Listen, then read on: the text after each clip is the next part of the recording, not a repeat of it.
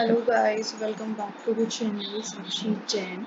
As it's already mentioned in the video title that we are going to learn SEM theory from this video onwards. I will drop the video every alternate day or once in 3 days for whole SEM theory. Now without further ado, let's get started with the theory of chapter 1, that is life cycle costing, and I'll be using both the languages Hindi and English for the students who can understand either of the languages. So what is life cycle costing? Life cycle costing basically means costing throughout the life of the product. Just like take an example of a human that the day we born, then we are heading towards the growth, then we became mature, and one day death comes up and uh, we are ended up. So this is same with a product. We are doing here its life cycle costing. What does it actually mean? See, इसका मतलब क्या होता है कि एक product का cost ascertainment through out it's life, यानी कि जैसे जब एक प्रोडक्ट हम बनाते हैं तो जब वो बॉर्न होता है तो वो इंट्रोडक्शन फेज में होता है। लाइक जैसे एक प्रोडक्ट है वो सबसे पहले मार्केट में जाके इंट्रोड्यूस हुआ तो वहाँ पे इनिशियल स्टेज में जो उसका सेल्स होता है वो थोड़ा कम होता है, क्योंकि कस्टमर उसको इतने अच्छे से अभी जानते नहीं हैं। उसको आगे यूज़ करेंगे, वर्ड ऑफ माउथ से पता लगेगा, तब उनको they get to know what the product actually is.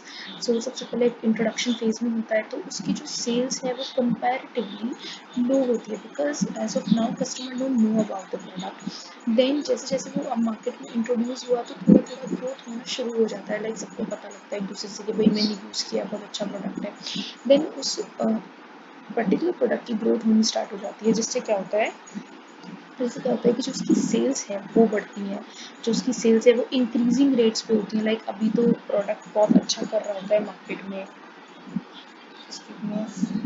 या जैसे जो प्रोडक्ट है वो बहुत अच्छा कर रहा होता है मार्केट में, उसकी सेल्स बढ़ जाती है। देन वो एक ग्रोथ हो जाती है प्रोडक्ट की। फिर एक टाइम ऐसा होता है जहाँ पे वो मेच्योरिटी पे आ जाता है, या like people are using it. But ऐसा होता है ना कि मार्केट में जब एक प्रोडक्ट बहुत अच्छा कर रहा है तो दूसरी कंपनी भी स्ट्राइक करती है कि क्यों ना हम भी एक ऐसा प्रोडक्ट निकालें जो इसका सब्सटीट्यूट हो, या पब्लिक कम रेट्स पे बाय करना पसंद करे। तो जब ऐसे सब्सटीट्यूट आ जाते हैं या फिर एक प्रोडक्ट को बहुत एक लंबा टाइम हो जाता है, क्योंकि जो कस्टमर है वो भी शिफ्ट करना शुरू कर देता है, तो वहाँ पे इसकी सेल्स तो बढ़ रही होती है लेकिन डिक्रीजिंग रेट्स पे कंपैरेटिवली पहले से, क्योंकि अब वो अपनी मेच्योरिटी पे पहुंच चुका है। नेक्स्ट स्टेज होती है डिक्लाइन। जब जो इसका एरा होता है, हम कह सकते हैं एक प्रोडक्ट का, वो ख़त्म हो जाता है। लाइक अब इस प्रोडक्ट का स्टार्टअप मार्केट में से ख़त्म हो गया तो वहाँ पे उसके लिए डिक्लाइन पीरियड आ जाता है, means the death of the product. तो वहाँ पे जो उसकी सेल्स लेवल है वो बिल्कुल ऑफ हो जाता है, बिल्कुल ख़त्म हो जाता है, और वो जो उसकी सेल्स है वो डिक्रीज करना स्टार्ट कर देती है। वहाँ पे वो हमें कोई प्रॉफिट्स नहीं दे रहा होता। तो अब ये तो हमने की सेल्स वॉल्यूम की बात। अब हम देखेंगे कि जो प्रोडक्ट के प्राइसेस है वो कैसे रहते हैं। तो सबसे पहले जब हम एक प्रोडक्ट को इंट्रोड्यूस करते हैं मार्केट के अंदर, जो जो उसकी इनिशियल कॉस्ट यानी कि जो स्टार्टिंग की कॉस्ट होती है वो हाई रहती है, क्योंकि जो हमारे प्रोडक्शन में जितने भी एक्सपेंसेस हुए हैं हमें उन सबको कवर करना होता है, तो इसीलिए कंपैरेटिवली जो कॉस्ट होती है हम उसको ज़्यादा रखते हैं। फिर ग्रोथ के टाइम पे क्योंकि हमारा अच्छा खासा प्रोडक्ट चल रहा है मार्केट में, तो जो हम हमारे जो हाई लेवल प्राइसेस हैं हम उनको रिटेन करके रखते हैं, क्योंकि हम ये देख रहे हैं कि हमारे जितने भी एग्जिस्टिंग प्राइसेस हैं उन पे ही हमारा प्रोडक्ट बहुत अच्छा कर रहा है, तो why to decline the prices. जब उन्हीं प्राइसेस पे हमें प्रॉफिट्स अच्छा हो रहा है और हमारी सेल्स भी अच्छी निकल रही हैं, तो वो लोग नहीं प्राइसेस कम करते, तो ये उससे ही प्राइसेस को रिटेन करके रखते हैं। मेच्योरिटी में क्या होता है कि जो प्राइसेस हैं वो गिरने शुरू हो जाते हैं, फॉल होते हैं क्लोजर टू कॉस्ट, क्योंकि जब हमारा, मैंने आपको बताया था, जैसे मेच्योरिटी में दूसरे प्रोडक्ट्स आना शुरू हो जाते हैं, तो जब हमारा कॉम्पिटिटर कम रेट पे बेटर क्वालिटी बेटर प्रोडक्ट दे रहे हैं तो why not we have to reduce the price, you know. So यहाँ पे हम जो अपनी प्राइसेस है वो कम करना शुरू कर देते हैं, लेकिन कॉस्ट से कम नहीं करते, क्लोजर टू कॉस्ट, लाइक इतना कि हम थोड़ा तो प्रॉफिट कमा पाए, लाइक बहुत ज़्यादा नहीं तो थोड़ा, बट प्रॉफिट कम आए, क्योंकि अगर हमने लॉस में बेचा तो सिंपली हम क्या ही कर रहे हैं अपने प्रोडक्ट के साथ मार्केट में। तो यहाँ पे जो हमारे प्राइसेस हैं वो कम होना शुरू हो जाते हैं कंपटीशन की वजह से।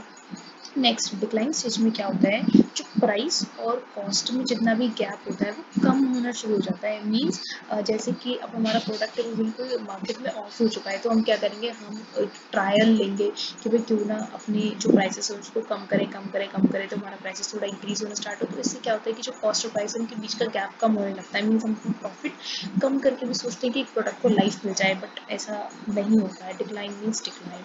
सो यहाँ पे जो यही बोला है कि जो गैप है बिटवीन प्राइस एंड कॉस्ट वो फर्दर कम होना शुरू हो जाता है, इज फर्दर रिड्यूस्ड। नेक्स्ट है ratio of promotion expenses to sales. Like हमारा जितने भी हम प्रमोशन एक्सपेंसेस करते हैं सेल्स करने के लिए, उनका रेशियो क्या होता है, लाइक कभी कम कभी ज़्यादा ये होता है। तो इंट्रोडक्शन में तो ऑब्वियसली कि वो हाईएस्ट होगा, क्योंकि स्टार्टिंग में जब हम प्रोजेक्ट का लॉन्चिंग करते हैं तो हम कस्टमर्स को रिटेन करने के लिए, उनको अट्रैक्ट करने के लिए एडवर्टीजमेंट्स करते हैं, या फिर हम फ्री सैम्पल्स भी दे देते हैं, ताकि जिससे क्या है कि अगर फ्री सैम्पल्स के बहाने हमारा जो मेन प्रोडक्ट है वो कस्टमर्स तक पहुँचे, वो यूज़ तो करें एटलीस्ट एक बार। तो इसके लिए हम अपने प्रमोशन एक्सपेंसेस करते हैं, जो कि इंट्रोडक्शन में बहुत ज़्यादा होते हैं।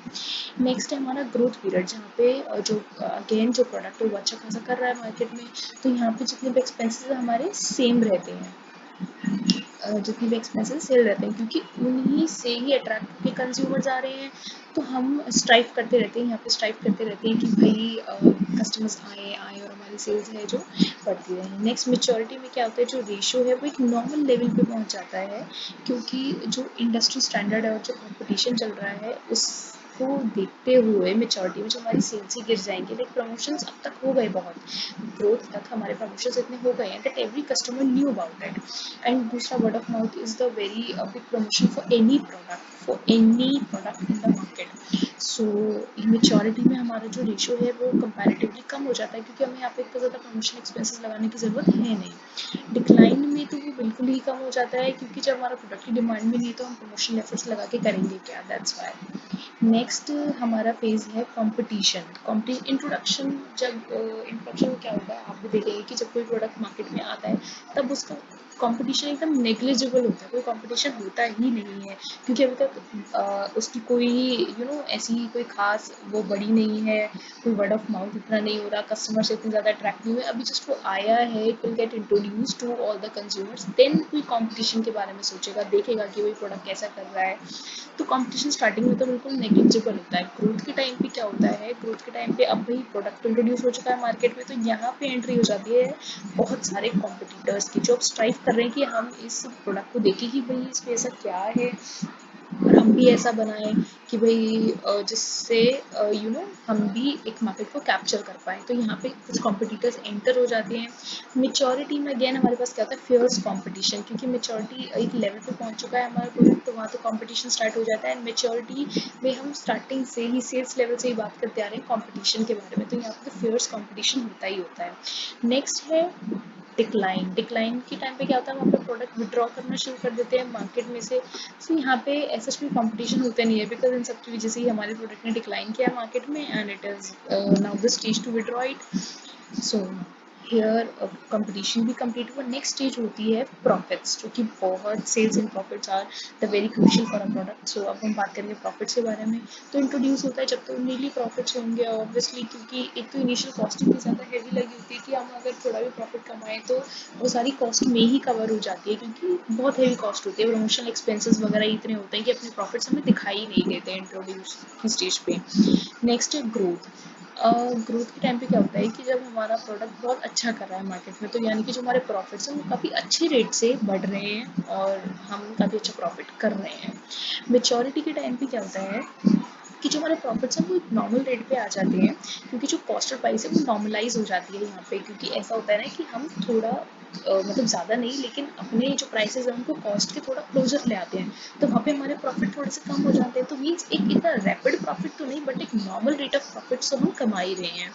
डिक्लाइन में क्या होता है, प्रॉफिट्स तो यहाँ पे बिल्कुल भी नहीं होते, क्योंकि नया प्रोडक्ट आने वाला है, हम अपने प्रोडक्ट को ऑलमोस्ट विड्रॉ कर रहे हैं, तो यहाँ पे कोई जो हमारे प्रॉफिट्स हैं वो इतना खास नहीं होते, यहाँ पे हमारे प्रॉफिट्स गिरना शुरू हो जाते हैं, या फिर प्रॉफिट नेगेटिव में होने का मतलब क्या है कि वो लॉसेस होना शुरू हो जाते हैं। तो यहाँ पे वही चीज़ है, डिक्लाइनिंग इन प्रॉफिट्स। तो ये हुआ हमारी ये जो 4 फेजेस है एक प्रोडक्ट की, वो हमने यहाँ पे डिस्कस की। So this is what life cycle of a product is. तो बाकी तो आप बेनिफिट्स एंड ऑल तो आप भी लिख सकते हैं। बेनिफिट्स में आप क्या लिख सकते हैं कि भाई अर्लियर हम सबसे पहले ये रिवेन्यू हमें जनरेट करके देता है, फिर हम बाद में उसकी जो कॉस्ट है वो भी लोअर हो जाती है, ये बेनिफिट्स है। लॉन्ग टर्म रिवॉर्डिंग को प्रमोट करता है, एक ओवरऑल फ्रेमवर्क देता है कि हम अपनी जो टोटल इंक्रीमेंटल कॉस्ट है उसे देख सकें over the life span of the product. तो ऐसे और हम एक बेटर डिसीजन ले पाते हैं क्योंकि हमारे सामने जो रिजल्ट होते हैं वो काफ़ी एक्यूरेट होते हैं, ईजी टू एसेस होते हैं। तो ये सब इसके बेनिफिट्स हैं। इंपॉर्टेंस क्या होगी कि भाई ओवरऑल कॉस्ट एनालिसिस हम पूरा इसका जो भी डिस्ट्रीब्यूशन होता है, रिसर्च और डेवलपमेंट होता है, इन सब से हम अपना पूरा ओवरऑल कॉस्ट एनालिसिस बहुत ईजीली कर सकते हैं कि भाई कैसे कैसे हमारा मार्केट में एक जो लॉन्ग रन में हमारा प्रोडक्ट चल रहा है, ये इन सबको करके बस आपको इनके पॉइंट्स याद रखने हैं और कंटेंट तो आप इनके पॉइंट्स की हेडिंग से ही बना के लिख सकते हैं। तो ये आपको इंपॉर्टेंस लर्न करना है 5 to 6। अब चलते हैं हमारे नेक्स्ट कॉन्सेप्ट पे। Let's see what the next concept is. Yeah, next is target costing. Target costing, as the word describes, target costing क्या है कि मान लीजिए आज हमने हमारी जो सेल्स है वो 100 रुपये, लेकिन हमने इसका टारगेट क्या रखा कि भाई हम अपनी सेल्स को कहाँ पे लेके जाना चाहते हैं, इंक्रीज करना चाहते हैं, हम अपनी सेल को 150 लेके जाएंगे। तो ये हमारा टारगेट है जो हमने आज करंट सिचुएशन को देख के अपना जो टारगेट रखा है और उसमें जो हमारी कॉस्टिंग होने वाली है that is called as target costing. तो हम पढ़ते हैं अब कि इसके बारे में क्या दिया हुआ है। यहाँ भी बोला हुआ है कि this technique has been developed in Japan, Japan से ये टेक्निक आई है। इसमें क्या है, profit planning. Obviously profit plan करने के लिए ही हम कोई चीज़ टारगेट करते हैं। It is a device to continuously control cost and manage profit over a product's life cycle. So ये क्या है कि मतलब अपने प्रोडक्ट की एक स्ट्रैटेजी बनाना है कि कैसे हम अपने प्रॉफिट्स जो हमने टारगेट बनाया उसको हिट करें और जिससे कि हमारी कॉस्ट कम हो एंड प्रॉफिट्स ज़्यादा हो। तो इट इज़ लाइक अपना फ्यूचर को प्रेडिक्ट करके कुछ टारगेट्स को सेट करना और उनकी कॉस्टिंग्स को कम करना। तो इसके लिए एक फॉर्मूला भी हमें यहाँ पे गिवन है। टारगेट कॉस्ट हम कैसे निकालेंगे, plant selling price minus required profit देखिए। अब नॉर्मल हमें किसी भी चीज़ की कोई कॉस्ट निकालनी हो तो हम कैसे निकालते हैं, ऑब्वियसली जो हमारी सेल्स हुई उसमें से प्रॉफिट माइनस करेंगे तो वापस कॉस्ट आ जाएगी। तो भाई अब टारगेट कॉस्ट कैसे निकलेगी कि हम जितना भी सेलिंग प्राइस अपना प्लान कर रहे हैं फ्यूचर में माइनस जितने भी हमें प्रॉफिट्स चाहिए, इन दोनों को सब्ट्रैक्ट करने के बाद हमारे पास क्या जाएगी, जो भी हमारी टारगेट कॉस्ट है ये हमारे पास आ जाती है। नेक्स्ट इसके फीचर्स हमें दिए हुए हैं। फीचर्स इसके क्या है, सबसे पहले इसमें दिया हुआ है कि स्टेप 1, इसमें कुछ हमें स्टेप्स मेंशन है कि हम टारगेट कॉस्ट में कौन कौन सी प्रैक्टिसेस को फॉलो करते हैं। तो स्टेप 1 इसमें क्या दिया हुआ है कि सबसे पहले हमारे मार्केट की रिक्वायरमेंट्स क्या है, हम सबको आइडेंटिफाई करना है आपको, जैसे कि कोई भी डिज़ाइन, यूटिलिटी या फिर उनको हमारे प्रोडक्ट में क्या इम्प्रूवमेंट्स चाहिए, इन सबको देख के ही हम अपने किसी भी प्रोडक्ट को कोई सेल्स और प्रॉफिट्स को टारगेट कर सकते हैं। तभी क्योंकि जब हमारा प्रोडक्ट इम्प्रूव क्वालिटी में मार्केट में जाएगा तभी ऑब्वियसली हम सोच सकते हैं कि हम उसका प्राइस बढ़ा दें या फिर अपने प्रॉफिट्स को ज़्यादा कर लें। क्योंकि अगर आप पुअर क्वालिटी सर्व कर रहे हैं मार्केट में तो ऑब्वियस आप कितना भी प्राइस बढ़ा दीजिए आपकी डिमांड आज भी कम है और कल भी कम ही होगी। सो हमें इन चीज़ों का ध्यान रखना पड़ेगा कि हमें क्या इंप्रूवमेंट करनी है, मार्केट के हिसाब से क्या एनालिसिस, क्या डिज़ाइंस चाहिए। स्टेप 2 क्या है कि आपको सेलिंग प्राइस जो है वो सेट करने हैं based on customer expectations, because obviously हम एक प्रोडक्ट को मार्केट में उतारते हैं किसके लिए, कस्टमर के लिए, तो उनकी एक्सपेक्टेशंस का भी ध्यान रखना पड़ेगा। नेक्स्ट है set target production volume based on relationship between price and volume. यहाँ पे क्या है कि भाई हमें प्रोडक्शन वॉल्यूम का भी ध्यान रखना है कि हमें टारगेट करना है कि जब हम अपने प्रोडक्ट को एक अच्छी क्वालिटी में बना रहे हैं तो ऑब्वियसली उसकी सेल्स भी ज़्यादा होगी, यानी सप्लाई ज़्यादा होगी। तो उसके लिए हमें उसका जो एक टारगेट है वो भी बना के रखना पड़ेगा कि भाई ऐसा ना हो ना आपकी 100 यूनिट्स जानी है और आपके पास प्रोडक्शन ही 80 यूनिट्स का है। तो जब आप टारगेट कर रहे हैं 120 यूनिट्स का तो आपको प्रोडक्शन भी तो उतना ही रखना पड़ेगा। तो यहाँ पे वो सेट करना, फिर आपको अपना प्रॉफिट मार्जिन को टारगेट करना कि भी हर प्रॉफिट के लिए आपको कितना रखना है। फिर नेक्स्ट आपको अपनी टारगेट कॉस्ट देखनी है पर यूनिट की भाई हमें कितनी टारगेट कॉस्ट आ रही है। टारगेट कॉस्ट निकालने के लिए भाई हमने फॉर्मूला पढ़ा था ऊपर, planned selling price minus required profit margin. तो this formula can be used here. Next है स्टेप 6, क्या बोला है कि करंट कॉस्ट को डिटरमाइन करना है of producing the new product based on available resources. अब जैसे कि न्यू प्रोडक्ट का मतलब इनसे क्या है कि हमारा अभी जो एग्जिस्टिंग प्रोडक्ट है, जो हमारे एग्जिस्टिंग सिचुएशंस के साथ चल रहा है, अब जब हमने नई मार्केट को एक्सेस किया कि भाई हमारा जो कस्टमर्स हैं उनकी एक्सपेक्टेशंस क्या हैं, इम्प्रूवमेंट्स क्या करनी है, डिज़ाइन चेंजेस करने हैं, तो वो इन सब इम्प्रूवमेंट्स के साथ एक नया प्रोडक्ट बन के आएगा। तो वो हमें देखना है कि हमारी अब उस प्रोडक्ट के साथ कितनी कॉस्ट बन रही है based on our available resources and conditions. जो भी हमारे पास एग्जिस्टिंग रिसोर्सेज है उनके साथ हमारी नई प्रोडक्ट की क्या कॉस्ट आ रही है। स्टेप 7 इसमें क्या है कि अपनी जो कॉस्ट रिडक्शन टारगेट है वो सेट करना है। लाइक अब हम बोल रहे हैं कि हमें अपने टारगेट प्रॉफिट्स बढ़ाने हैं, तो ऑब्वियसली अगर हम प्रॉफिट्स बढ़ा रहे हैं तो जब हम अपनी कॉस्ट कम करेंगे तभी तो प्रॉफिट ज़्यादा होंगे। तो हमें ये भी देखना है कि हमें अपनी टारगेट कॉस्ट कम कितनी करनी है। नेक्स्ट है analyse the cost reduction target into various components, identify these are like various concepts like value engineering, value analysis, ABC। These are the various techniques जिससे हम अपनी जो टारगेट कॉस्ट है उसको रिड्यूस कर सकते हैं। तो हम अभी आगे उनके बारे में डिस्कस करेंगे। नेक्स्ट है step 9, achieve cost reduction and target profit by effective implementation of cost reduction decisions. Next है अगर हम इन सब एक्टिविटीज़ को लाएंगे तो अपनी ऑब्वियसली कॉस्ट रिडक्शन टारगेट को अचीव कर लेंगे एंड फिर हम अपनी फर्दर पॉसिबिलिटीज़ के बारे में एक्सप्लोर करेंगे कि हम कैसे अपना कॉन्टिन्यूस इम्प्रूवमेंट रख के कॉस्ट को कम कर सकते हैं। So this is it for the target costing. ये दीज आर द स्टेप्स, ये आप लोग कर सकते हैं। हमने जितना भी मैक्स पॉसिबल चीज़ें हो सकती है टारगेट कॉस्ट उन स्टेप्स में डिस्कस कर लिया। आप इन सबको एक बार पढ़ लीजिएगा और अगर कोई भी डाउट हो you can leave it in the comment section. Okay, next advantages these four are very obvious advantages of target costing. First is innovation.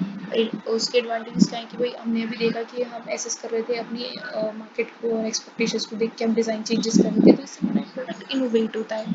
Competitive advantage, कभी जब कंपटीशन बढ़ रहा है तो हम अपने कस्टमर के एक्सपेक्टेशंस को ध्यान रख रहे हैं लॉन्ग रन में या अपने प्रॉफिट्स को बढ़ाने की कोशिश कर रहे हैं, तो ऐसे कंपटीशन से भी हमें एक एडवांटेज मिल रहा है। मार्केट ड्रिवन मैनेजमेंट कि हम मार्केट ड्रिवन मैनेजमेंट कैसे कि भाई मार्केट को देख के हमारी कंपनी का फ्यूचर डिसाइड हो रहा है। नेक्स्ट है रियल कॉस्ट रिडक्शन कि मतलब हम वेरियस टेक्निक्स को यूज़ करके तब हम अपने जो प्रोडक्ट है उसके कॉस्ट रिडक्शन की टेक्निक्स को लगा रहे हैं, ऐसे नहीं कुछ भी हवा हवा में बस प्रॉफिट्स को बढ़ाने के लिए कॉस्ट को कम कर रहे हैं। So these are four advantages.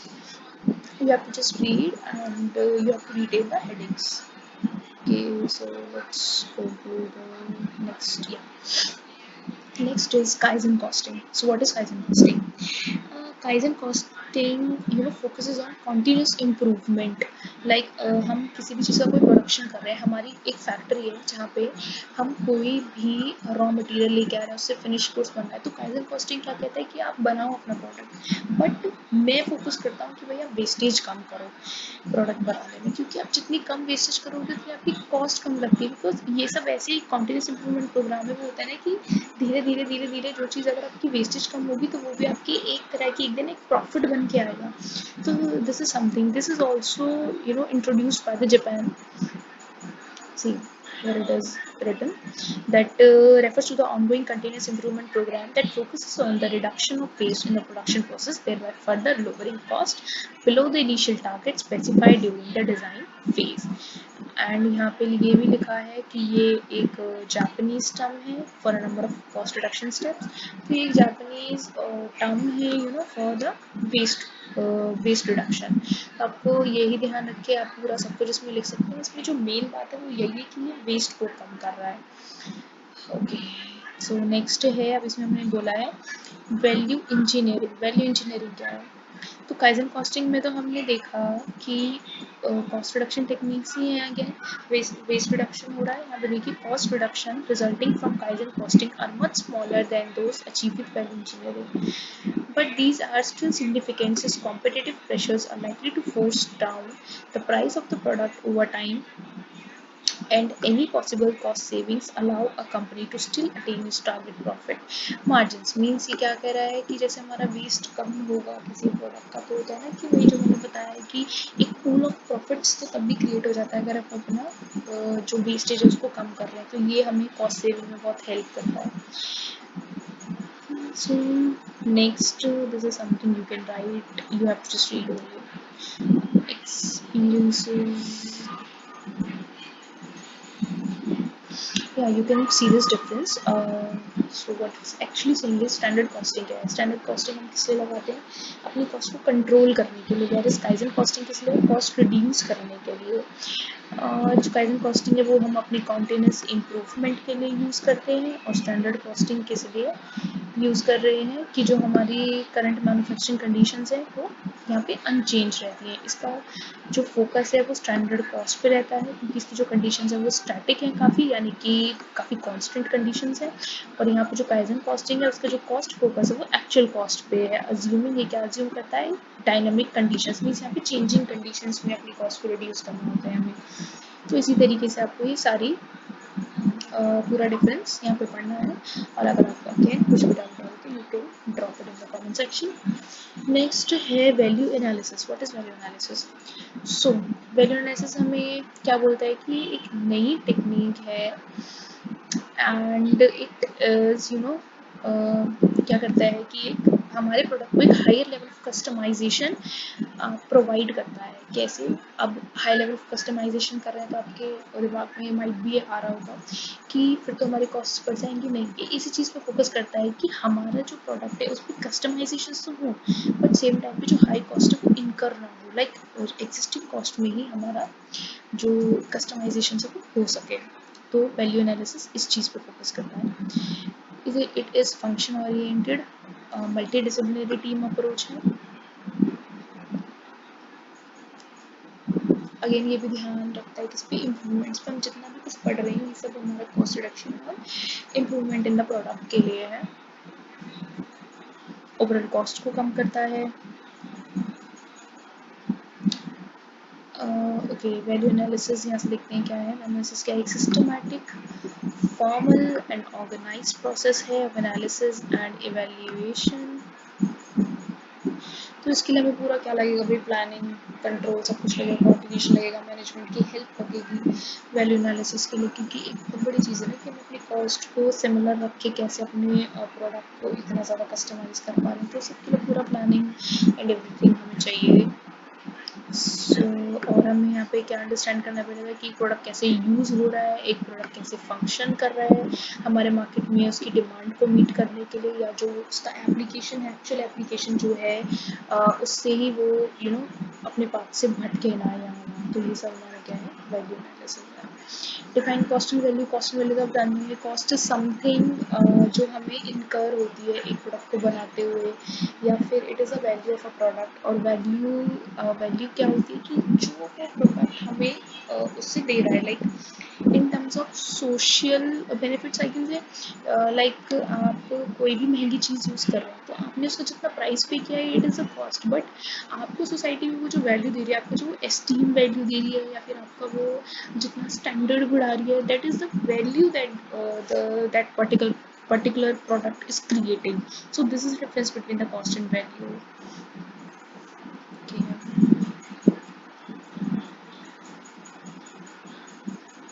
Okay, so एक मैं आपको बहुत बेसिक डिफरेंस बताती हूँ value analysis and value engineering के बीच में. कि जो वैल्यू एनालिसिस है वो तो हम अपने एग्जिस्टिंग प्रोडक्ट पे करते हैं क्योंकि हम उसका हाई लेवल ऑफ कस्टमाइजेशन कर रहे हैं. लेकिन जो वैल्यू इंजीनियरिंग है वो हम अपने नए प्रोडक्ट पे करते हैं क्योंकि हम एक ऐसा प्रोडक्ट बनाना चाहते हैं जहाँ पे वो हमारे एक ऐसी इन्वायरमेंट में ऑपरेट हो सके जहाँ पे उसका जो लाइक उससे जो वेस्टेज हो रही है वो कम हो. एक होता है ना, एक आइडियल प्रोडक्ट हम बना रहे हैं, तो एक नया प्रोडक्ट हम यहाँ पे क्रिएट करते हैं वैल्यू इंजीनियरिंग में. ओके, सो देखते हैं व्हाट इज द नेक्स्ट. ये सब आपको खुद से एक बार रीड मार लेना, चीज़ देख लेना है क्या है. एंड जो मैंने आपको बताया बेसिक चीज़ें तो वही हैं. उसके अलावा अगर आप कुछ भी डाउट है तो you can drop it in the comment section. Okay, next है throughput costing. What is throughput costing. Throughput costing में सबसे पहले तो यूज़ होता है बॉटलनेक की. मतलब हमारे पास एक लिमिटेड रिसोर्सेज है, लिमिटेड चीज़ें हैं, उसमें ही हम अपने प्रोडक्ट की यूनिट्स को कैसे मैनेज करते हैं. It is throughput costing. यहाँ पे देखते हैं क्या लिखा हुआ है कि एक होता है ना कि हमारे पास कुछ कॉन्स्टेंट्स हैं, उनको ही यूज़, चाहे वो रिसोर्सेज के कॉन्स्टेंट हैं, चाहे वो हमारे पास जो अवेलेबल मटीरियल उसके कॉन्स्टेंट्स हैं, उनको यूज़ करके ही हम उसको कैसे अपने प्रोडक्ट्स को फिट इन करते हैं. ये तो यहाँ पे क्या दिया हुआ है, used as a performance measure in the theory of constants. Again constants की बात हुई तो वही चीज़ें जो भी मैंने आपको बताई, एक बिजनेस इंटेलिजेंस है use for maximizing profits. Profits को मैक्सिमाइज यूज करने के लिए इंटेलिजेंस हम लगाई जाती है एक बिजनेस में। It seeks to increase the velocity और speed of production of products. वही अपने गोल्स को अचीव करने के लिए ये सब कुछ हम करते हैं। A management accounting system which focuses on ways by which the maximum return per unit of bottleneck activity can be achieve. तो ये किस पे फोकस करता है, पर यूनिट की हम कितना पर यूनिट अपना अचीव कर सकते हैं हमारे लिमिटेड रिसोर्सेज के साथ। तो दिस इज थ्रूपुट कॉस्टिंग। इसके लिए हम पूरा कॉस्ट करते हैं। यहाँ पे दिया हुआ वेरिएबल कॉस्ट और ये सब कैसे निकलता है ये बस आपको ऊपर पढ़ लेना है। यहाँ पे इसकी एफिशिएंसी का फॉर्मूला भी दिया हुआ है, सो आपको एक बार देखने क्योंकि इससे रिलेटेड एक प्रैक्टिकल क्वेश्चन भी है जिसमें आपको ये सब फॉर्मूलाज का यूज़ होगा। तो आप इन सब कर सकते हैं यहाँ से। देखते हैं हमारा नेक्स्ट टॉपिक कौन सा है।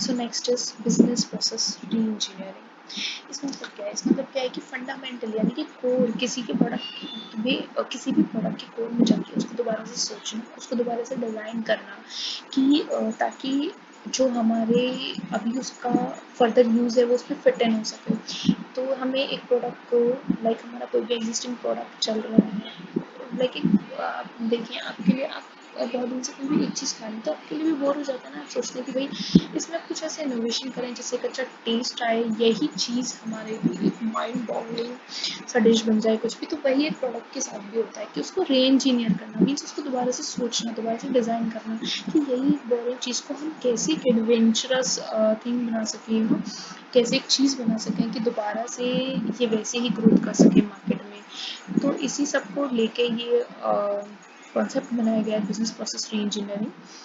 तो वैसे काफ़ी ज़्यादा रिस्क होता है क्योंकि हम एक ऐसे प्रोडक्ट को छेड़ रहे हैं जो ऑलरेडी बहुत अच्छा कर रहा है।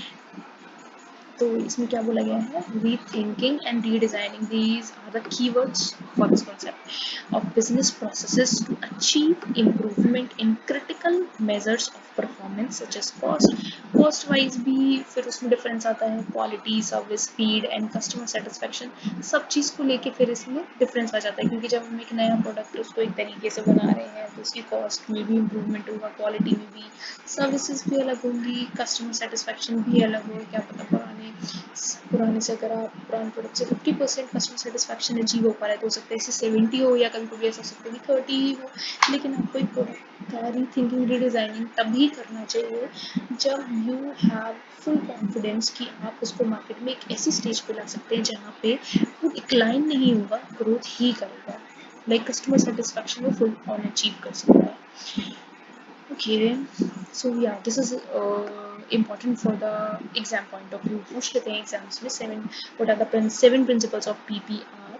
तो ये सेवन प्रिंसिपल्स हैं जो आपको एक बार गो थ्रू कर लेने हैं, इनको एक बार पढ़ लेना है आपको कि इनमें है क्या। Okay, so next is this backflush accounting. Backflush accounting क्या है, इसके लिए सबसे बहुत बड़ा वर्ड है कि वेट। बैकफिश अकाउंटिंग होता है कि जब हम वेट करते हैं, जब एक जो रॉ मटेरियल है उसका पूरा मैन्युफैक्चरिंग कंप्लीट हो जाता है, यानी कि जब एक प्रोडक्ट जो है, मान लीजिए हम कोई भी फैब्रिक डाला मशीन में, जब उसका कपड़ा बन के आ जा सकता है, उसका पूरा मैन्युफैक्चरिंग प्रोसेस कंप्लीट हो जाए, हम तब तक वेट करते हैं क्योंकि बैकफिश अकाउंटिंग तभी होती है जब एक प्रोडक्ट पूरा बन के हमारे पास आ जाता है, फिर उसके बाद हम उससे रिलेटेड सारी उसकी इन्वेंट्रीज की, उसको प्रोडक्ट को क्रिएट करने में क्या स्टॉक लगा, क्या इन्वेंट्री लगा, कितनी इशू हुई इन्वेंट्री, इन सबको रिकॉर्ड करते हैं। तो वही होती है बैकफ्रेश अकाउंटिंग, जिसके लिए सबसे बड़ा वर्ड क्या है, वेट। वेट कब तक करना, जब तक एक प्रोडक्ट का मैन्युफैक्चरिंग कंप्लीट नहीं हो जाता, उसके बाद उससे रिलेटेड सारी चीज़ें आप रिकॉर्ड करते हैं। ओके, तो एक बार आपको ये भी रीड कर लेना है कि इसमें होता क्या है एक्चुअली। वैसे तो what ever I have told you is something that is very important for the theory, but you know associated चीज़ें भी होती हैं बहुत सारी जो आपको एक अगर 4 मार्क्स से ज़्यादा में आया तो लिखने में हेल्प करेंगी, तो उसके लिए आपको जस्ट एक बार ये रीड कर लेना है। So this is all Backfish accounting is। चलते हैं देखते हैं किस next topic. I guess it's lean accounting, yeah। What is lean accounting? सबसे पहले देखते हैं लीन मैन्युफैक्चरिंग डेवलप किसने की, टोयोटा ने, अनदर जापानीज कंपनी है। अब देखने की जितना भी अच्छे अच्छे कॉन्सेप्ट्स हैं लाइक इम्प्रूव करना, वेस्ट रिडक्शन करना, ये सब किसने दिए, जापानीज ने दिए, because they are very good in the technology and they are very updated guys. So उन्होंने ये सब कॉन्सेप्ट डेवलप किए जिससे कि हमारा बहुत सारा काम बहुत कम टाइम में हो सके और सब कुछ इकोनॉमिकली भी चल सके। तो ये सारे कॉन्सेप्ट किसने दिए, जापानीज कंपनीज ने। लीन अकाउंटिंग कहाँ से आया है, टोयोटा से। ओके, तो लीन अकाउंटिंग क्या होता है, it is a term used for the changes required to a company's accounting. This is what her SCM says. What is lean accounting? It is use for the changes required. हमारी company के accounting में जितने भी changes चाहिए होते हैं तो लीन accounting उसके लिए जनरल टर्म में जो यूज़ होता है कि मतलब कभी भी हमें कैसे भी उसको कंट्रोल करना हो, मेजर करना हो, कुछ भी करना हो, तो हम सब कुछ अपनी अकाउंटिंग किससे करते हैं, लीन अकाउंटिंग से करते हैं। This is what lean accounting is. Okay, next is, okay एक एग्जांपल देख लेते हैं। एक शॉर्ट एग्जांपल है यहाँ पे, by traditional accounting approaches can manage company runs. Okay,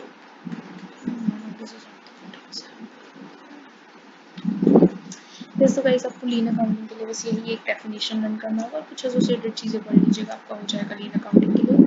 most probably 4 marks में ही आता है, जब वो एंड में मोस्ट पूछते हैं ना उसी में ही आता है। नेक्स्ट है socio economic costing. Socio economic costing क्या है कि एक इन्वायरमेंट में हमारी एक फैक्ट्री, एक ऑर्गेनाइजेशन सेटअप है, तो हम अपने प्रॉफिट से सब कुछ कर रहे हैं, लेकिन हम उस इन्वायरमेंट के लिए क्या कर रहे हैं, तो हमें कुछ ऐसे मेजर्स भी देने चाहिए कि जिससे जो हमारे एमिशंस हो रहे हैं इंडस्ट्री में से जो कि बहुत ज़्यादा डेंजरस हैं हमारे इन्वायरमेंट के लिए, तो उसके लिए भी हमें कुछ कॉस्ट लगानी चाहिए जिससे कि जो हमारा इन्वायरमेंट है वो भी पॉल्यूट ना हो। लाइक अपनी सोसाइटी के लिए भी कुछ करना चाहिए, तो उसके लिए हम जो भी कॉस्ट इनकर कर रहे हैं that is a socio economic costing, कि हमारी जितनी भी इकोनॉमिक एक्टिविटीज़ है वो कैसे सोशल प्रोसेसेस में जाके शेप्ड हो रही हैं, तो that is our socio economic costing. Name से ही पता लग रहा है, तो इसको तो आप लिख सकते हैं। यहाँ पे देखिए एक बहुत अच्छी लाइन दी हुई है, use of economics in the study of society.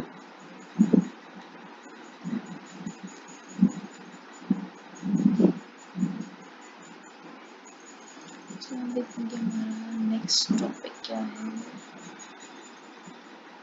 Okay, ये सब तो हमारे स्टेप्स हैं जो कि स्टेप्स पूछे हैं यहाँ पे जो इन्वॉल्व होते हैं कॉस्ट कंट्रोल और कॉस्ट रिडक्शन के लिए। जैसे भी हमने ऊपर डिफरेंस पढ़ा था उसकी हेल्प से भी सब लिख सकते हैं। जैसे कॉस्ट कंट्रोल तो स्टैंडर्ड कॉस्टिंग में यूज़ होता है, एंड कॉस्ट रिडक्शन हमने कहाँ पढ़ा था, काइजन कॉस्टिंग में, जहाँ पे हमारी जो वेस्टेज है हम उसको कम करके अपनी कॉस्ट को रिड्यूस कर रहे थे। तो यहाँ पे हमने बोला है कि क्या क्या स्टेप्स इन्वॉल्व होते हैं। तो यहाँ पे क्या होता है, सबसे पहले हमें देखिए अगर हमें कुछ भी करना है ना फ्रॉम नीडल टू टो, हमें उसके लिए पहले प्लानिंग लगती है। एक गुड प्लान हमें कहीं भी ले जा सकता है अगर हम उसको एग्जीक्यूट करें तो। वैसे ही तो सबसे पहले हमें प्लानिंग होती है, फिर उस प्लान को हमें कम्युनिकेट करना ज़रूरी है। प्लान कम्युनिकेट तो कर दिया है, लेकिन अगर सब लोग इतने डीमोटिवेटेड लेथार्जिक होंगे तो कुछ भी नहीं हो सकता। सबसे पहले प्लान करना, फिर उस प्लान को बताना, मन में रखेंगे तो कुछ नहीं होगा। प्लान को कम्युनिकेट करना, देन एक मोटिवेशन आना कि yes we have to execute it, we have to do it. Next appraisal and reporting, time time पे चीज़ें कहाँ तक पहुँची, क्या चल रही है उनकी रिपोर्टिंग करना। अप्रेजल होना भी बहुत ज़रूरी, क्योंकि appraisal is something that motivates you to do more. And then decision making, कि एक डिसीजन पे आना कि कैसे हमें ये चीज़ करनी है और क्या क्या एक्शंस हमें इसके लिए लेने हैं। So these are the 5 steps that are required for such thing. I believe आप ये सब इतनी थ्योरी पढ़ने के बाद तो लिख ही सकते हैं, तो हमें इतना कुछ डेटा पढ़ने की ज़रूरत नहीं है। So yeah, that's it for this chapter and that's it for this video. I'll see you soon in the next video. From this video I am starting this cost theory series. Hope you all getting something with it from the video. If you like it, please do press the like button, and अगर आपको कोई भी doubt कुछ भी है तो आप simply मुझे कमेंट सेक्शन में बता सकते हैं। Okay guys, thank you so much. Bye bye.